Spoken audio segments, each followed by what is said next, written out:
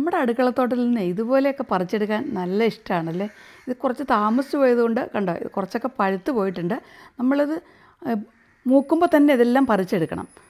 അപ്പോൾ ഇതുപോലെ ഈ വീഡിയോ ഞാൻ ചെയ്തിട്ടുണ്ട്. നിങ്ങൾ കണ്ടിട്ടില്ലാത്തവർ ഒന്ന് കയറി കാണണേ. നമ്മൾ കൃഷിഭവനിൽ നിന്ന് കിട്ടിയ തൈകൾ നടുന്ന വീഡിയോ കണ്ടോ. ഇത് മുളക് മാത്രമല്ല, വെണ്ടയും വഴുതനയും ഒക്കെ നമുക്ക് ഇഷ്ടം പോലെ നമ്മുടെ മുറ്റത്ത് നിന്ന് തന്നെ പറിച്ചെടുക്കാം.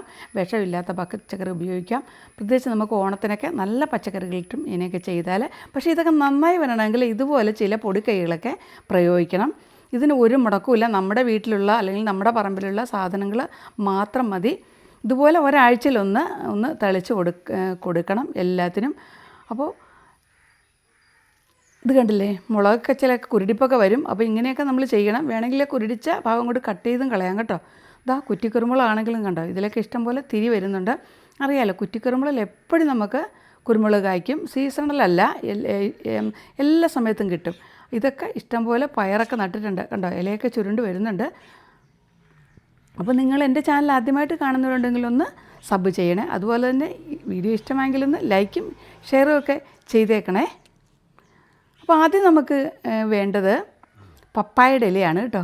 പപ്പായയുടെ ഇല നല്ലൊരു, അറിയാമല്ലോ, നമുക്ക് കീടനാശിനിയാണ്. അപ്പോൾ ഇത് നമുക്ക് 2-3 ഇല ഒന്ന് ഒടിച്ചെടുക്കാം. ഇത് നമ്മുടെ പറമ്പിൽ നിന്നാണ്. ഇല്ലെങ്കിൽ നമുക്ക് തൊട്ടടുത്ത വീട്ടിലൊക്കെ ഉണ്ടാവുമല്ലോ, അത് എടുത്താലും മതി. പിന്നെ നമുക്ക് വേണ്ടത് ഇത് അലോവേരയുടെ, കറ്റാർവാഴയുടെ ഒരില മതി. ഇത് ഒരാഴ്ചയിൽ ഒന്ന് ചെയ്താൽ നമ്മുടെ പച്ചക്കറികളൊക്കെ നല്ല ഹെൽത്തി ആയിട്ട് നിൽക്കും. അപ്പോൾ അത് നമുക്ക് മുറിച്ചെടുക്കാം. ഇനി നമുക്ക് വേണ്ടത്, നമുക്കിതെല്ലാം ഒന്ന് അരിഞ്ഞെടുക്കണം. അരിഞ്ഞെടുത്തിട്ട് ഇത് നമുക്ക് മിക്സിയുടെ ജാറിലിട്ട് അടിക്കാനുള്ളതാണേ. അപ്പോൾ നമുക്ക് ആദ്യം ഇതൊന്ന് ചെറുതായിട്ടൊന്ന് അരിയാം. ഇത് വെറുതെ ഇങ്ങനെ കൂട്ടിപ്പിടിച്ചിട്ടങ്ങ് അരിഞ്ഞെടുത്താൽ മതി. നിങ്ങളെ ഇതുപോലെയുള്ള പൊടികളെയൊക്കെ വേറെ പ്രയോഗിക്കാറുണ്ടെങ്കിൽ നിങ്ങൾ കമൻറ്റ് ബോക്സിൽ ഒന്ന് കമൻറ്റ് ചെയ്യണേ. അപ്പോൾ നമുക്ക് ജൂൺ ജൂലൈ മാസത്തിൽ ധാരാളം പലതരത്തിലുള്ള പച്ചക്കറികൾ നമുക്ക് നടാൻ പറ്റും. പ്രത്യേകിച്ചും പയറൊക്കെ നന്നായിട്ട് വളരും. പിന്നെ വെണ്ട വളരെ നന്നായിട്ട് വളരുന്ന സമയമാണിത്. അപ്പം നമ്മുടെ ഇത് പപ്പായയുടെ ലീഫൊക്കെ നമ്മൾ അരിഞ്ഞെടുത്തിട്ടുണ്ട്. ഇനി നമുക്കിതിനകത്തേക്ക് മിക്സിയുടെ ജാറിലേക്ക് ഇട്ട് കൊടുക്കാം. അപ്പോൾ അലോവേരയുടെ ഒരു ഇല നമ്മൾ എടുത്തല്ലോ, അതും കൂടെ കട്ട് ചെയ്തിട്ട് കൊടുക്കാം. ഇനി നമുക്ക് ഒരു 5-6 ചുള വെളുത്തുള്ളിയാണ് വേണ്ടത് കേട്ടോ. നമ്മുടെ അടുക്കളയിലുള്ളതാണല്ലോ എപ്പോഴും വെളുത്തുള്ളി. ആ വെളുത്തുള്ളിയും കൂടെ ഒരു 5-8 പീസ് മതി ഇട്ട് കൊടുത്തിട്ട് ഇതൊന്ന് ഇത്തിരി വെള്ളം ചേർത്തിട്ടൊന്ന് അരച്ചിട്ട് നമുക്കിത് ഒന്ന് അരിച്ചെടുക്കണം. കാരണം അരിച്ചെടുക്കുന്നത് വേറെ ഒന്നിനുമല്ല, നമ്മുടെ സ്പ്രേ ബോട്ടിലിൽ ഇത് തടസ്സം ഉണ്ടാകാതിരിക്കാനാണ്. അരിച്ചെടുത്തിട്ട് ഇത് 1-2 ദിവസം വെച്ച് കഴിഞ്ഞാൽ ഒന്നുകൂടെ ഇത് നല്ല എഫക്റ്റ് ചെയ്യും. ഇങ്ങനെ അടിച്ചാലും കുഴപ്പമൊന്നുമില്ല. ഞാനിപ്പോൾ 2 ദിവസം വയ്ക്കാൻ പോവാണ്.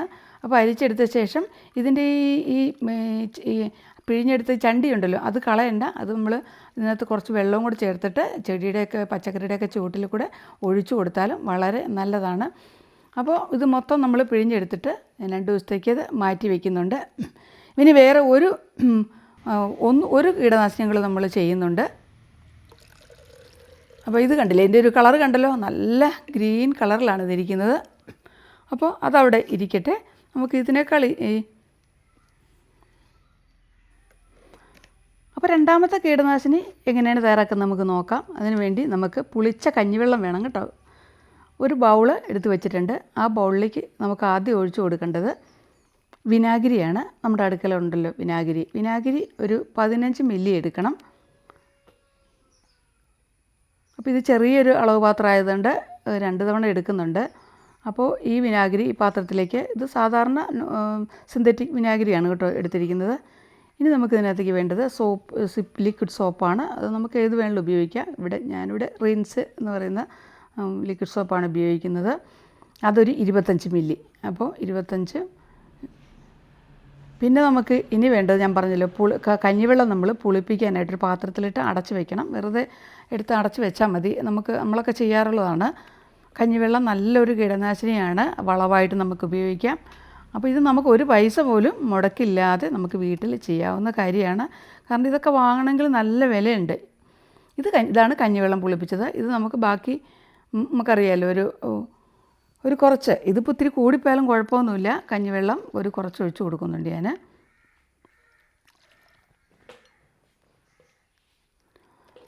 അപ്പോൾ ഇനി ഇത് നന്നായിട്ടൊന്ന് മിക്സ് ചെയ്തെടുക്കണം.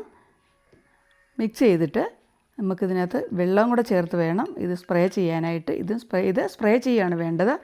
ഇത് നമ്മൾ പറഞ്ഞ പോലെ തന്നെ അപ്പോൾ നമുക്കിത് മാറി മാറി ചെയ്യാൻ പറ്റും. വീട്ടിലുള്ള സാധനങ്ങൾ ഉപയോഗിച്ച് നമുക്ക് ഇഷ്ടമുള്ളതൊക്കെ തയ്യാറാക്കാമല്ലോ.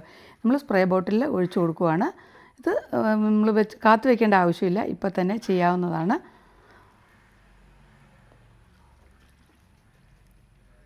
അപ്പോൾ സ്പ്രേ ബോട്ടിലിൽ ഒഴിച്ചു കൊടുത്തിട്ടുണ്ട്. കരടില്ലാതെ വേണം ഒഴിക്കാനായിട്ട്.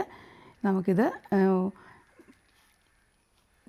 നമ്മളെ പച്ചക്കറികൾക്ക് മാത്രമൊന്നുമല്ല കേട്ടോ, പൂച്ചെടികൾക്കും ഇത് സ്പ്രേ ചെയ്ത് കൊടുക്കാവുന്നതാണ്.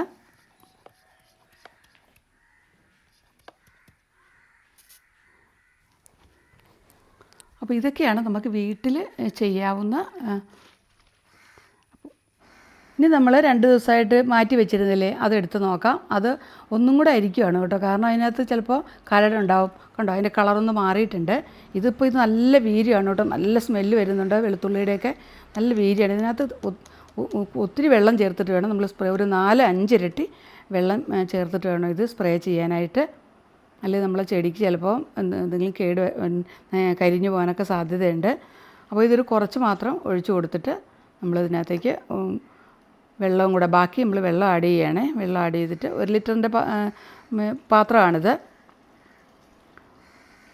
അപ്പോൾ എന്താ പറയുക, ഒരു 50 മില്ലി ഒഴിച്ചിട്ടുള്ളൂ. അതിനുശേഷം നമ്മൾ ബാക്കി മുഴുവനും 1 ലിറ്ററിനടുത്ത് വെള്ളം ചേർത്ത് കൊടുക്കുകയാണ്. വെള്ളം ചേർത്തിട്ട് നമ്മൾ ഇത് സ്പ്രേ ചെയ്ത് കൊടുക്കുന്നുണ്ട്. പറഞ്ഞല്ലോ, ഇത് 2 ആഴ്ചയിൽ ഒരിക്കലൊന്ന് സ്പ്രേ ചെയ്ത് കൊടുത്താൽ മതി. ഇത് സ്പ്രേ ചെയ്യുക മാത്രമല്ല കേട്ടോ, ഈ വെള്ളം ചേർത്തിട്ട് ചുവട്ടിൽ ഒഴിച്ചും കൊടുക്കാം. അങ്ങനെ ഇത് ചെയ്യാം. അപ്പോൾ അടുത്ത നല്ലൊരു വീഡിയോ നമുക്ക് വീണ്ടും വരാം. അതുവരെ എല്ലാവർക്കും ബൈ. Thanks for watching.